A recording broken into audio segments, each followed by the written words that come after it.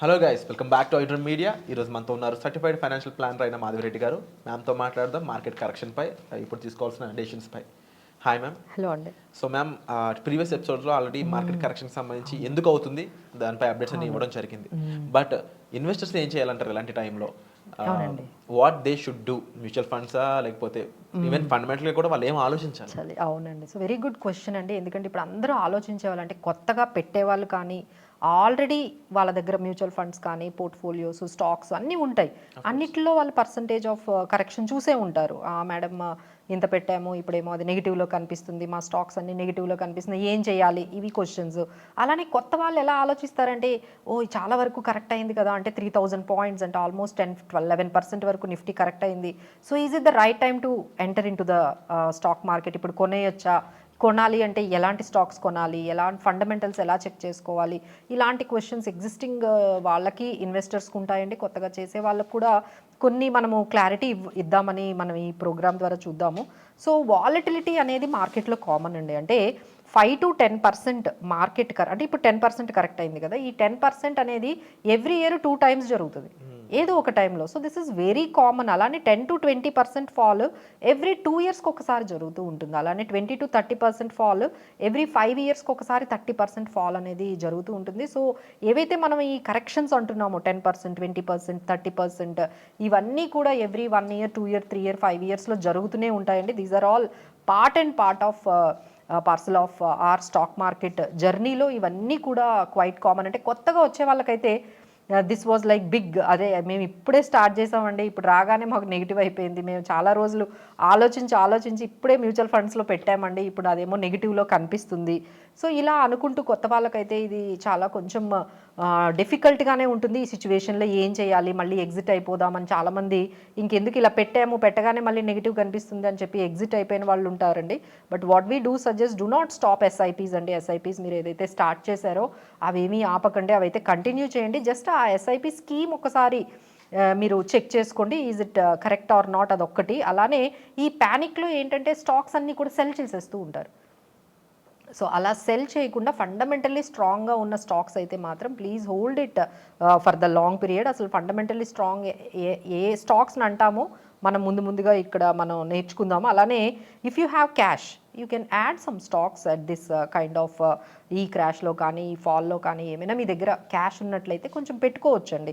But ఎందులో పెట్టాలి అనేది కూడా మనం చెప్దాము. సో కొన్ని ఫండమెంటలీ కొన్ని స్ట్రాంగ్ మ్యూచువల్ ఫండ్ స్కీమ్స్లో, అంటే కొత్తగా వచ్చే వాళ్ళకి డైరెక్ట్ అయితే మేము చెప్పమండి. అంటే డైరెక్ట్గా డీమ్యాట్ అకౌంట్ ఓపెన్ చేసేసుకోండి, మీరు ఈ స్టాక్స్ కొనుక్కోండి అనేది అయితే మేము సజెస్ట్ చేయము. ఎందుకంటే మార్కెట్ 10% కరెక్ట్ అయితే మా దగ్గర ఉన్న ఇన్వెస్టర్స్ అందరూ అబ్జర్వ్ చేసిందంటే, మేడం మా మ్యూచువల్ ఫండ్స్ ఓన్లీ 3% కరెక్ట్ అయ్యాయి. అంటే మనకి డైరెక్ట్ స్టాక్ మార్కెట్ ఎంతైతే పడిందో మన మ్యూచువల్ ఫండ్స్ ఎప్పుడు కూడా తక్కువ కరెక్ట్ అవుతాయి. So it's always safe get in to the mutual funds. ఇలాంటి కరెక్షన్స్లో కూడా మార్కెట్ 10% పడితే మీ మ్యూచువల్ ఫండ్ స్కీమ్ 3% పడుతుంది. సో ఇలా మనకి టాప్ మ్యూచువల్ ఫండ్ స్కీమ్స్ అంటే మనకి ఫ్లెక్సీ క్యాప్స్, పరాగ్ హెచ్డిఎఫ్సి, అలానే మనకి Kotak and HDFC mid caps, small caps అంటే నిపాన్ అండ్ హెచ్డిఎఫ్సి, అలానే లార్జ్ క్యాప్ మ్యూచువల్ ఫండ్స్లో పెట్టుకోవాలంటే ఐసిఐసిఐ, ఎస్బీఐ లార్జ్ క్యాప్, ఇలాంటి కొన్ని మనము ఈ mid cap, small cap, flexi cap ఇలాంటివి ఏమైనా ఉంటే ఏమీ మీరు దాన్ని ఆపకండి. Let it continue. The SIPs అయితే కంటిన్యూ అయితే చేయండి. ఆ తర్వాత స్టాక్స్ దగ్గరకు వచ్చేటప్పటికి ఏంటంటే మనం ఆల్రెడీ అంటే కొన్ని ఎగ్జాంపుల్స్ చెప్తా ఉండండి. మనం ఇలా స్టాక్ కొనగానే మీరు ఒక 500 పెట్టి కొన్నారు, అదేమో 300 అయింది, ఏం చేస్తారు? సో మేము కొన్ని ఎగ్జాంపుల్ చెప్తామండి. ఇప్పుడు ఐసిఐసిఐ అనేది 260 రూపీస్ నుంచి ఒక టైంలో 50 రూపీస్కి కూడా అయిపోయింది, మళ్ళీ 50 నుంచి నవ్ ఇట్ ఈస్ 1300 రూపీస్. అలానే ఇన్ఫోసిస్ 200 రూపీస్ నుంచి ఒక టైంలో 40 రూపీస్ అయిపోయింది, but now it is trading at 1700 rupees. ఇలా మార్కెట్లో ఫాల్ వస్తుందండి, మళ్ళీ ఇమీడియట్గా దట్ విల్ రైజ్. బట్ ఏంటంటే మనం ఏవైతే స్టాక్ కొనుక్కున్నామో అది స్ట్రాంగ్గా ఫండమెంటల్గా కరెక్టా కాదా అనేది మనం చెక్ చేసుకోవాలండి. ఎప్పుడైతే ఫండమెంటలీ స్ట్రాంగ్ కాదో ఏదైతే మనం చెప్తున్నామో మళ్ళీ బ్యాక్కి, అంటే మార్కెట్ అంతా నార్మలైజ్ అయిన తర్వాత ఫండమెంటలీ స్ట్రాంగ్ ఉన్న స్టాక్స్ అన్నీ మళ్ళీ నార్మల్కి వెళ్ళిపోతాయి. బట్ ఏవైతే వీక్ ఉన్నాయో అవి అక్కడే ఉండిపోతాయి. లైక్ వోడాఫోన్ కానీ ఇలాంటి కొన్ని స్టాక్స్లో ఇంకేంటంటే మనకి ఎప్పటికీ కూడా మనకి ఆ పాజిటివిటీ అనేది కనిపించదు. ఈవెన్ మార్కెట్స్ అంతా కూడా పాజిటివ్ అయిపోయినా మీ స్టాక్ మాత్రం అక్కడే ఉండిపోతుంది. సో ఒక్కసారి ఫండమెంటల్లీ స్ట్రాంగ్ ఉన్నాయా లేవా మన స్టాక్స్ ఏవైతే మీరు మెయింటైన్ చేస్తున్నారో, సో దానికైతే మనము సేల్స్ అనేవి రెగ్యులర్గా ఆ కంపెనీ సేల్స్ ఇంక్రీజ్ అవుతున్నాయా లేదా అని చెక్ చేసుకోవాలండి. అలానే ప్రాఫిట్ మార్జిన్స్ కంటిన్యూస్గా క్వార్టర్ టు క్వార్టర్ ప్రాఫిట్స్ ఎలా ఇంక్రీజ్ అవుతున్నాయి అనేది చెక్ చేసుకోవాలి.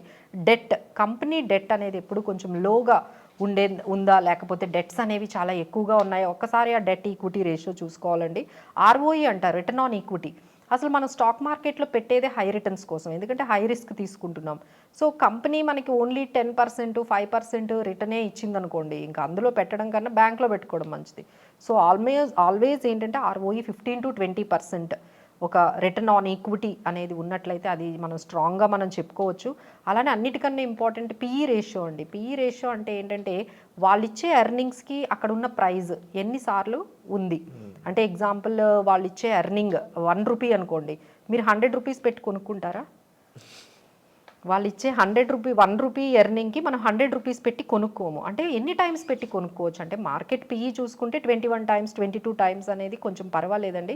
ఇంకా ఎక్కువ అయిపోయిందంటే మాత్రం కొంచెం అది కొంచెం స్పెక్యులేటివ్, అంటే ఎక్కువగా ఓవర్ ప్రైస్డ్ అనేది ఉంటుంది. So PE ratio, industry PE ratios అన్నీ చెక్ చేసుకోండి. మనం PE రేషియో తక్కువ ఉండాలి, ROE ఎక్కువ ఉండాలి. సో ఇలాంటి కొన్ని మీరు ఫండమెంటల్గా కొంచెం చెక్ చేసుకున్నారు అంటే మీరు ఈజీగా, అంటే అంత ఈజీ కాదు మనం చెప్పినంతగా అందరికీ రాదు, బట్ దే కెన్ లెర్న్.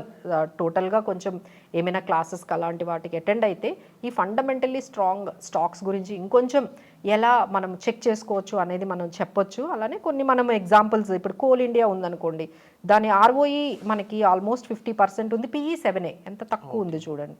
అలానే మనకి BPCL ROE 40% ఉంటుంది, PE 9.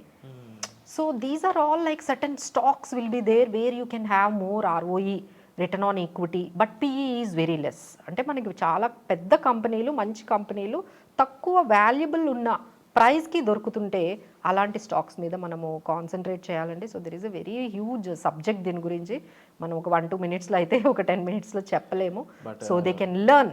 దాని గురించి మా దగ్గర కూడా చాలా మేము ట్రైనింగ్స్ కూడా ఇస్తూ ఉన్నాము. సో ఎవరైనా ఇంట్రెస్టెడ్ ఉంటే they can come and join with this kind of trainings తీసుకుంటే మీకు ఫ్యూచర్లో అసలు స్కీమ్స్ ఎలా సెలెక్ట్ చేసుకోవాలి, స్టాక్స్ ఎలా సెలెక్ట్ చేసుకోవాలనేది తెలుస్తుంది. Wonderful ma'am. సో మ్యామ్ చెప్పిన విధంగా ఈ స్టాక్ మార్కెట్లో మీరు అడుగుపెట్టి ఇన్వెస్టర్స్కి అవుతున్న టైంలో ముఖ్యంగా మీరు తెలుసుకోవాల్సింది సబ్జెక్ట్ నాలెడ్జ్, దానికి సంబంధించిన విషయాలన్నీ కూడా మ్యామ్ చెప్పడం జరిగింది. అవి నేర్చుకోవాలనుకున్నట్లయితే డిస్ప్లే అవుతున్న నెంబర్స్ కాల్ చేయడం ద్వారా రైట్ ప్రొఫెషనల్ దగ్గర మీరు విషయాలు నేర్చుకోవడం ద్వారా మంచి ఇన్ఫర్మేషన్ అనేది మీరు పొందుతారు. దానివల్ల భయపడడం అనేది ముందు ఆపుతారు. దానివల్ల you will be healthy and you can also make right investments అనమాట. So thank you so much.